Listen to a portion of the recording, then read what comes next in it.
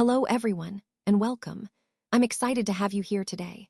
Today, we're going to explore how to begin again without starting over, focusing on the power of resilience. Our theme is how to begin again without starting over, and we'll look at practical ways to bounce back stronger. We'll also discuss new strategies and perspectives to help you move forward with confidence. So, let's dive in and discover how resilience can transform your approach to life's challenges. What if beginning again doesn't mean starting over? Today, I want to explore a different perspective on renewal and change. Often, when we face setbacks or feel stuck, we think we have to completely wipe the slate clean and start from scratch. But what if, instead, beginning again is more about building on what we already have? It's about growth and evolution, not erasing our past efforts or experiences. This idea connects to the larger theme of resilience and adaptability, learning to see every new beginning as an opportunity, not a reset. So let's keep this in mind as we move forward. Sometimes, starting again is really about progress, not starting over. Starting over often feels like the easiest solution, like erasing everything and trying again from scratch. But what if we looked at it differently? Instead of seeing the past as a mistake, we can see it as a teacher. Every experience, whether good or bad, offers us valuable lessons. When we begin again with this mindset, we're not just undoing past errors, we're learning from them. This shifts our perspective from regret to growth. It's about understanding that the past has prepared us for what's next. So, in the bigger picture, starting over isn't about abandoning what was before. It's about using that history to build something even better. Resilience isn't just about bouncing back to where we were before. It's much more than that. It's about absorbing the impact of challenges without being overwhelmed. It's about adapting to new circumstances and finding ways to move forward. And most importantly, resilience means continuing, not just surviving, but growing through adversity. So when we talk about resilience today, keep in mind that it's a dynamic process of response and growth, not a simple return to the status quo. This idea connects deeply with our overall theme of how we can thrive in the face of change and uncertainty. Now, let's take a look at kintsugi. This is a beautiful Japanese art form that involves repairing broken pottery with gold. What's really fascinating about it is how it transforms damage into something uniquely beautiful. Instead of hiding cracks or flaws, kintsugi highlights them, making the repaired piece even more special than before. It's a powerful metaphor for resilience and embracing imperfections. In a broader sense, kintsugi reminds us that our scars and setbacks can add character and value to who we are. It aligns perfectly with the idea that our challenges and failures aren't just obstacles, they're opportunities for growth and renewal. When we think about resilience in our lives or work, kintsugi teaches us that sometimes the most beautiful and meaningful parts of us are the ones that have been broken and then carefully restored. You are not who you were, and that's a powerful realization. It means that every experience, every challenge you've faced, has shaped you into the person you are today. But it's important to remember that you are made of everything you've survived. Those moments of hardship, growth, and even failure, they're part of your foundation. They contribute to your resilience, your perspective, and your strength. So, while you may feel different or even changed, it's really a testament to your ability to adapt and grow. This idea ties directly into our overall theme, that our past struggles aren't just obstacles, they're the building blocks of who we are now. Let's take a closer look at the spiral of continuity. This concept really emphasizes how progress and growth are not always linear, but rather cyclical and interconnected. It highlights how each new phase builds on the previous one, creating a continuous loop of development. This spiral idea shows us that innovation often comes from revisiting and refining ideas over time, rather than starting from scratch. It ties into our overall theme by illustrating that sustainability and long-term success depend on understanding and embracing this ongoing cycle. Recognizing the spiral of continuity helps us see that progress is ongoing, and that each step, no matter how small, contributes to a larger, more sustainable future. Unlike a circle, which is a closed and uniform shape, a spiral is quite different because it doesn't close off. Instead, it continuously moves outward or inward, creating this open, expanding pattern. This is a really interesting concept because it symbolizes growth or progress that never truly stops or reaches a final point. When we think about the overall theme of development and continuous improvement, the spiral exemplifies that idea perfectly. It reminds us that learning, growth, and innovation are ongoing processes, never ending and always evolving. So, understanding this distinction helps us appreciate how some systems or ideas are designed to keep expanding and adapting, rather than being fixed or static like a circle. Progress is rarely linear. What I mean by that is, when we're working towards a goal or trying to make a change, it's not always a straight path. Sometimes we take 2 steps forward and 1 step back.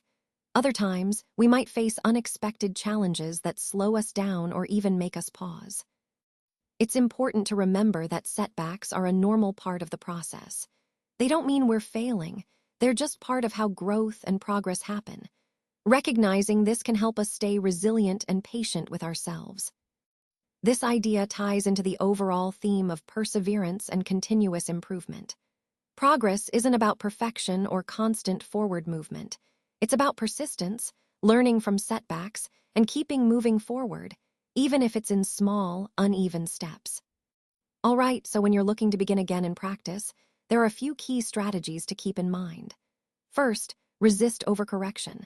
That means don't be too hard on yourself or try to fix every little mistake all at once. It's important to be gentle and realistic in how you approach these changes. Second, restart small. Break down your practice into manageable steps or focus on just one aspect at a time. This makes the process less overwhelming and helps you build confidence gradually. And third, reflect daily. Take a few moments each day to think about what went well, what could be improved, and how you're feeling about your progress. Connecting these points to the bigger picture, it's all about creating sustainable habits and a mindset that encourages growth without burnout. Remember, beginning again isn't about perfection. It's about progress and consistency. Resist the urge to start from nothing.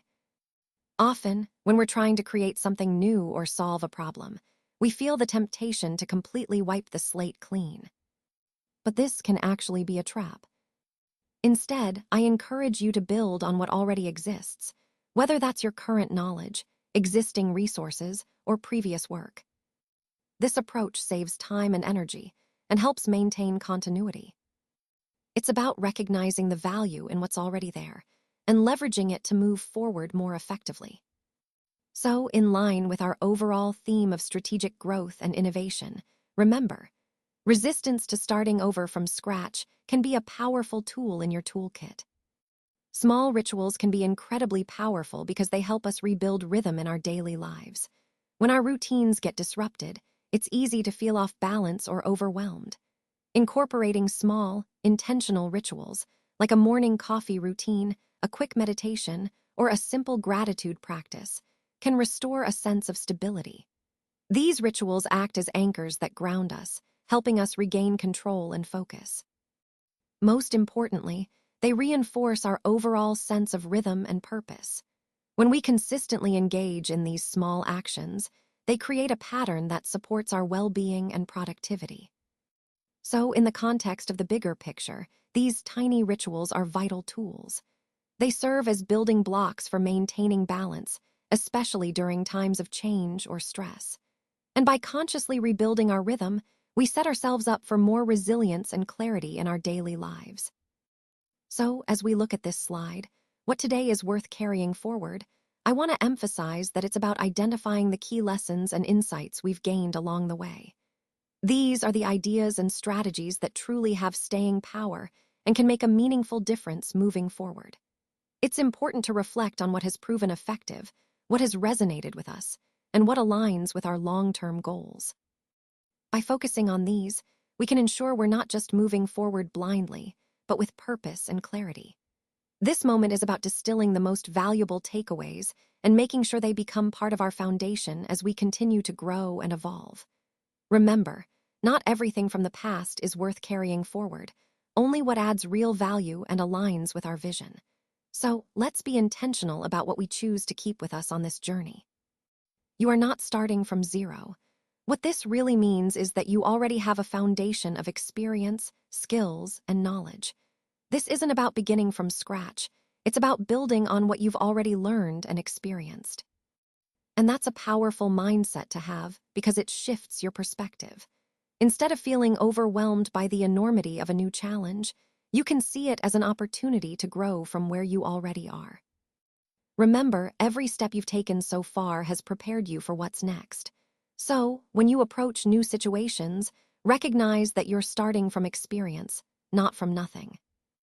This idea ties back to the overall theme of continuous growth and leveraging your strengths. It's about understanding that your past experiences are valuable assets that you can draw upon as you move forward. Every new beginning is actually a form of continuity in disguise. It might seem like starting over is a fresh break, but often it's just a continuation of what's come before, shaped in a new way. And sometimes the most profound progress we can make isn't about pushing forward into unknown territory, but about simply beginning again. It's about revisiting our goals, reevaluating our strategies, and renewing our commitment. This idea ties back to the overall theme of growth and resilience. That progress isn't always a straight line. Sometimes, real advancement happens when we're willing to restart, refresh, and approach things with a new perspective. So don't be afraid of new beginnings. They might just be the next step in your ongoing journey. Thanks for watching, everyone. I really appreciate your time and attention. If you found this content valuable, please like the video, share it with others who might benefit, and subscribe to stay updated on future insights.